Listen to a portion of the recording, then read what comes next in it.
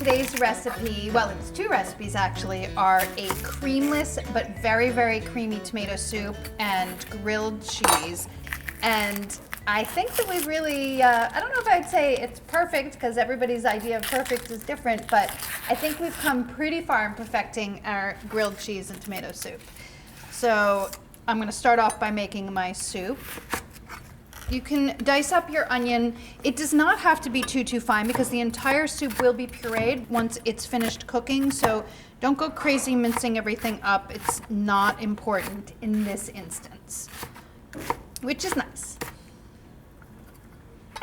2 tablespoons of olive oil go into a saucepan, as well as 2 tablespoons of butter.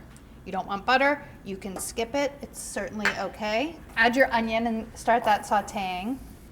You need about 2 cups of diced onion for this. And then 3 cloves of garlic. They need to be smashed just a little bit to release some of their oils, but they also don't need to be chopped. In fact, these don't need to be chopped at all because just smashing them will release enough of the flavor to bring out the flavor in the soup. You want to get your onions translucent. So saute them for a few minutes. You can add some salt and pepper.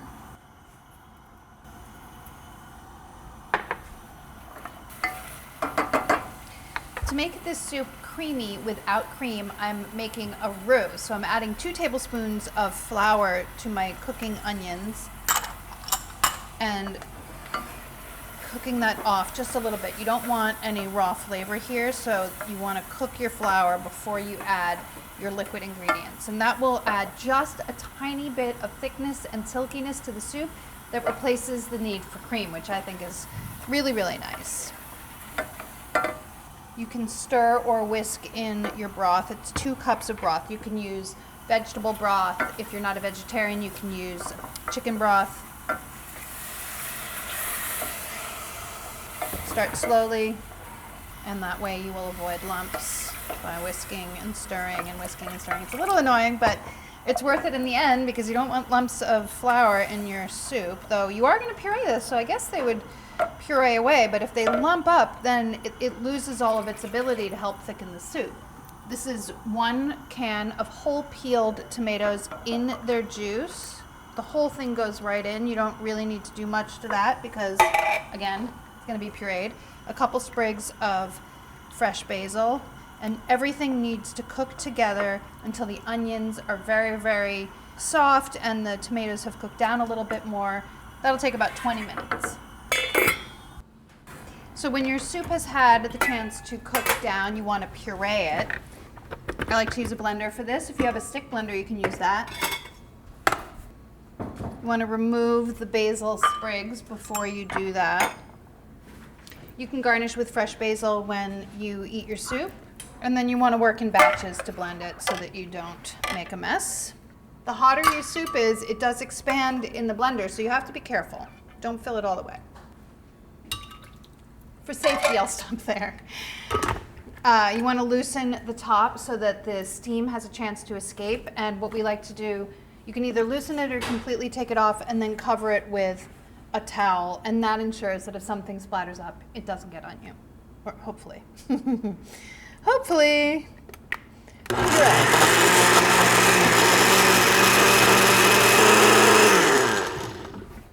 I was using an abundance of caution. I had 0 problems. I'm just going to transfer this to a bowl so I can do the remaining batch. And then eventually you'll put it right back into the pot so that you can reheat it. Okay.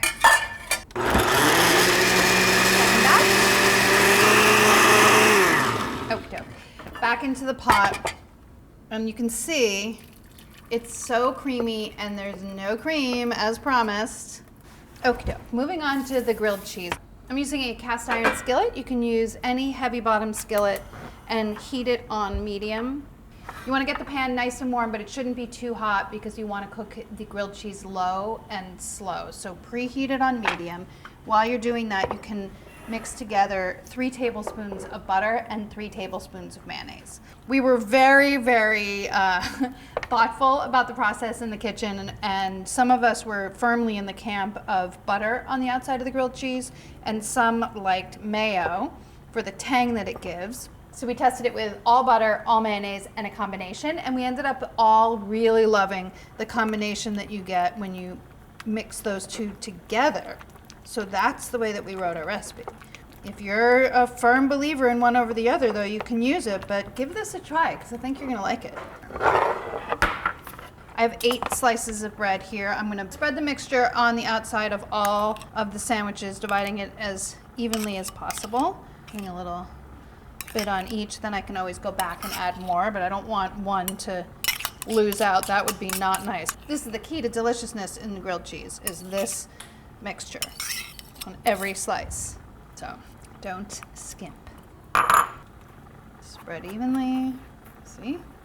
I don't like telling people to do like a teaspoon or a half a teaspoon of the butter mixture on the outside of each one, because it seems overly specific, but you do want to make sure that each piece gets as evenly coated as possible. I like to do this on a baking sheet only because now I'm going to turn these buttered side down, and that will just get on my counter. So instead I do it on here, and that way I can just transfer it right to the sink and wash it. We chose a combination of American cheese for its melty deliciousness and very sharp cheddar cheese for its intensity. We found that that was the best combination. Divide 6 slices of the American cheese evenly, so it's, 1.5 slices per. Like I said, the American is kind of important. Don't use the processed cheese spread or whatever that is. Get real American cheese. You can buy it at the deli. And then 3 ounces of cheddar cheese. You can use any flavorful cheese that you want. That's a good shredding cheese. You don't want something that will get like crumbly or oily when it melts, but something with a really nice strong flavor is a great balance in a sandwich like this. And I know you're probably thinking like, oh, you're overthinking it, but you're not, because there's so much to a really great grilled cheese sandwich, and if it's not done well, it's just mediocre. And who wants to be mediocre? You guys don't. Have your skillet preheating on medium, and then add the sandwiches. You can usually fit about 2 nicely into a skillet. You don't want to crowd it. And then cover it with a lid. What you're doing is weighing it slightly down. It doesn't have to be that big. It just needs to start compressing it, and reduce the heat to medium-low. You want to make these low and slow and be patient. You'll probably want to rotate them a little bit in the pan so they cook evenly, and then you flip them halfway through. It takes about 7 to 9 minutes per batch. I feel like maybe, I know it says 2 per batch, but I want to get another one in there. I'm going to put another one in. This is when my impatience gets the better of me. Like, I want to make more. More.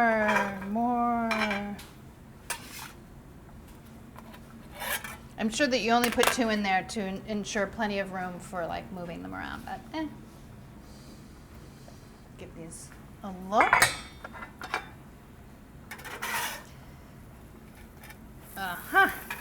Just in time. That's perfect, but borderline like 30 seconds more and it would have been burnt.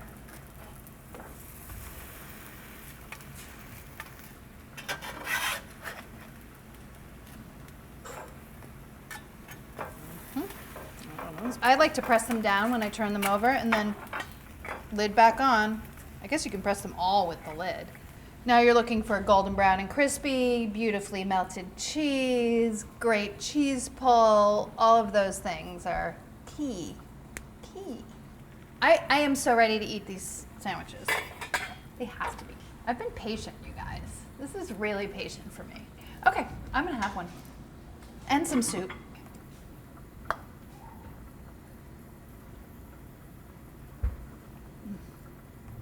Really, this is good fall, winter, spring, anytime.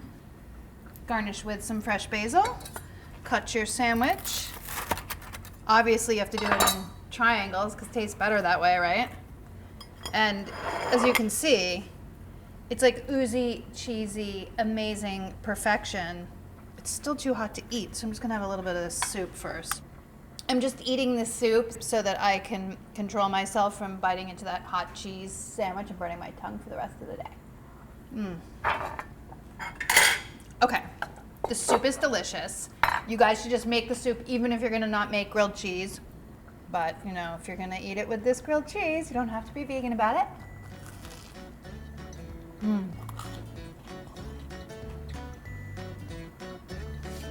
I don't even know what to say. It's like heaven. It's a heavenly sandwich, and you guys, your lives are gonna be transformed because of this grilled cheese sandwich. I guarantee it.